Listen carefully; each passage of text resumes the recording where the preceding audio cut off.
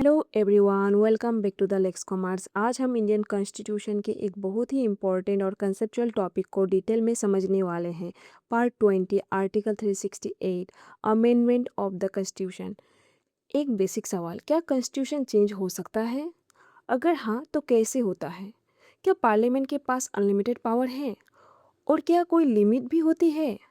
आज के इस वीडियो में हम इन सभी क्वेश्चंस का आंसर्स डिटेल में समझेंगे, तो वीडियो को एंड तक ज़रूर देखिए क्योंकि आज का टॉपिक आपके कंसेप्ट को स्ट्रॉन्ग बना देगा। तो चलिए शुरू करते हैं। अब हम पार्ट 20 से स्टार्ट करते हैं। पार्ट 20 स्पेसिफिकली डील करता है कॉन्स्टिट्यूशन के अमेंडमेंट से, यानी अगर कॉन्स्टिट्यूशन में किसी भी तरह का चेंज करना हो, चाहे एडिशन हो, डिलीशन हो या मॉडिफिकेशन हो, उसका पूरा सिस्टम इसी पार्ट में दिया गया है। इस पार्ट का मेन फोकस है कॉन्स्टिट्यूशन को टाइम के अकॉर्डिंग अपडेट किया जा सके, क्योंकि अगर कॉन्स्टिट्यूशन चेंज ही ना हो पाए तो वो आउटडेटेड हो जाएगा और सोसाइटी के साथ मैच नहीं करेगा। अब आते हैं आर्टिकल 368 पर।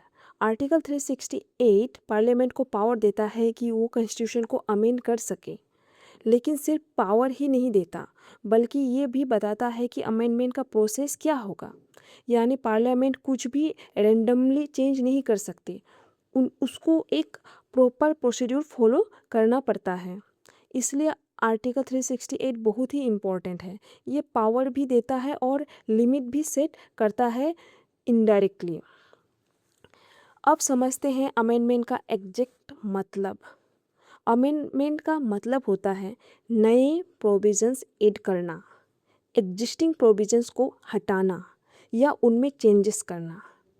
एग्जाम्पल के लिए, अगर कॉन्स्टिट्यूशन में कोई नया लॉ इंक्लूड करना हो या पुराना लॉ को अपडेट करना हो तो अमेंडमेंट किया जाता है। इससे कॉन्स्टिट्यूशन एक लिविंग डॉक्यूमेंट बन जाता है, तो टाइम के साथ इवॉल्व करता है। अब सवाल आता है, अमेंडमेंट की ज़रूरत क्यों पड़ती है? सोसाइटी स्टैटिक नहीं है, वो चेंज होती रहती है। जैसे टेक्नोलॉजी एडवांस होती है, इकोनॉमी चेंज होती है, लोगों की नीड्स बदलती हैं। अगर कॉन्स्टिट्यूशन में चेंज ना हो तो वो आउटडेटेड हो जाएगा।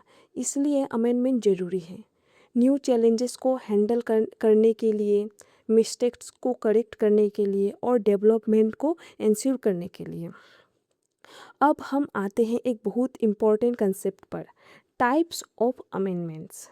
इंडियन कॉन्स्टिट्यूशन में टोटल 3 टाइप्स के अमेंडमेंट होते हैं: simple majority, special majority plus state ratification. ये क्लासिफिकेशन बताता है कि हर अमेंडमेंट सेम लेवल का नहीं होता, कुछ इजी होते हैं और कुछ tough.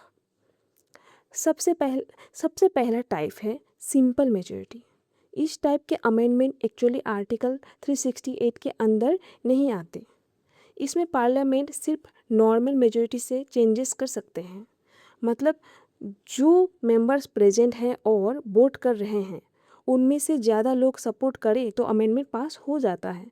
For example, new states banana, citizenship का रूल, ये कंपैरेटिवली इजी प्रोसेस है। अब आते हैं स्पेशल मेजॉरिटी पर, जो सबसे इम्पोर्टेंट टाइप है। यहाँ 2 कंडीशंस होती हैं। पहली, टोटल मेंबरशिप का मेजॉरिटी होना चाहिए। दूसरी, प्रेजेंट और वोटिंग मेंबर्स का 2/3 सपोर्ट होना चाहिए। इसका मतलब है कि अमेंडमेंट पास करना थोड़ा डिफ़िकल्ट हो जाता है ताकि इम्पोर्टेंट प्रोविजंस इजीली चेंज ना हो। अब तीसरा type, special majority plus state ratification. ये सबसे स्ट्रिक्ट प्रोसेस है। इसमें पहले पार्लियामेंट में स्पेशल मेजॉरिटी से पास होगा, फिर कम से कम 50% स्टेट्स को अप्रूव करना पड़ेगा। ये फेडरल स्ट्रक्चर को प्रोटेक्ट करता है, मतलब सेंटर अकेला डिसीजन नहीं ले सकता, स्टेट्स का रोल भी इम्पोर्टेंट है। अब कौन से प्रोविजंस में स्टेट्स का अप्रूवल ज़रूरी होता है? जैसे प्रेसिडेंट का इलेक्शन, सेंटर और स्टेट के बीच पावर्स का डिस्ट्रीब्यूशन, सुप्रीम कोर्ट और हाई कोर्ट्स, स्टेट्स का रिप्रेजेंटेशन पार्लियामेंट में, ये सब फेडरल स्ट्रक्चर से रिलेटेड है, इसलिए स्टेट्स की परमिशन ज़रूरी होती है। चलिए अब पूरा प्रोसीड्यूर स्टेप बाय स्टेप समझते हैं। स्टेप 1, अमेंडमेंट बिल लोकसभा या राज्यसभा किसी भी हाउस में इंट्रोड्यूस हो सकता है।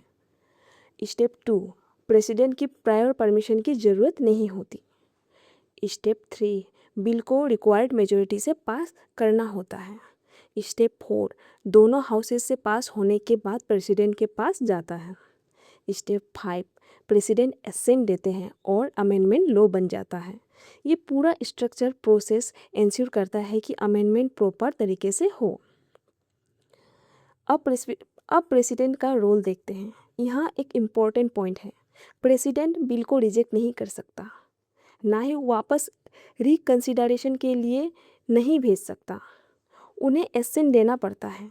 इसका मतलब है कि फाइनल अप्रूवल फॉर्मल होता है, रियल पावर पार्लियामेंट के पास होती है। अब एक इंटरेस्टिंग और इम्पॉर्टेंट कंसेप्ट आता है, लिमिटेशन। इनिशियली लगता था कि पार्लियामेंट के पास अनलिमिटेड पावर है, लेकिन बाद में सुप्रीम कोर्ट ने कहा कि पार्लियामेंट पावरफुल है लेकिन अनलिमिटेड नहीं। यहाँ से कंसेप्ट आता है बेसिक स्ट्रक्चर डॉक्ट्राइन का। बेसिक स्ट्रक्चर डॉक्ट्राइन एक लैंडमार्क कंसेप्ट है। सुप्रीम कोर्ट ने डिसाइड किया कि कॉन्स्टिट्यूशन का कुछ कोर स्ट्रक्चर है जिसे चेंज नहीं किया जा सकता। मतलब पार्लियामेंट अमेंडमेंट कर सकती है लेकिन कॉन्स्टिट्यूशन की आइडेंटिटी डिस्ट्रॉय नहीं कर सकती। ये डॉक्ट्राइन इंडियन डेमोक्रेसी को प्रोटेक्ट करता है। बेसिक स्ट्रक्चर के कुछ इम्पोर्टेंट एलिमेंट्स हैं, supremacy of constitution, rule of law, separation of powers, judicial review, federalism, secularism. अगर कोई अमेंडमेंट इनमें से किसी को डिस्ट्रॉय करता है तो वो इनवैलिड हो सकता है। अब लास्ट में समझते हैं आर्टिकल 368 की इम्पोर्टेंस। यह आर्टिकल एक परफेक्ट बैलेंस क्रिएट करता है। एक तरफ फ्लेक्सिबिलिटी देता है ताकि कॉन्स्टिट्यूशन चेंज हो सके और दूसरी तरफ रिस्ट्रिक्शंस लगाता है ताकि मिसयूज़ ना हो। इसी वजह से इंडियन कॉन्स्टिट्यूशन स्टेबल भी है और डायनेमिक भी। दोस्तों आज हमने डिटेल में समझा article 368 amendment of the constitution. अगर आपको ये एक्सप्लेनेशन हेल्पफुल लगा हो तो वीडियो को लाइक करें, शेयर करें और चैनल द लेक्स कॉमर्स को सब्सक्राइब जरूर करें। ऐसे ही डिटेल्ड और सिंपल एक्सप्लेनेशन के लिए बेल आइकन को दबाना ना भूलिए। अगर आप चाहते हैं कि मैं नेक्स्ट वीडियो में किसी और आर्टिकल या पार्ट को एक्सप्लेन करूं तो कमेंट करके ज़रूर बताइए।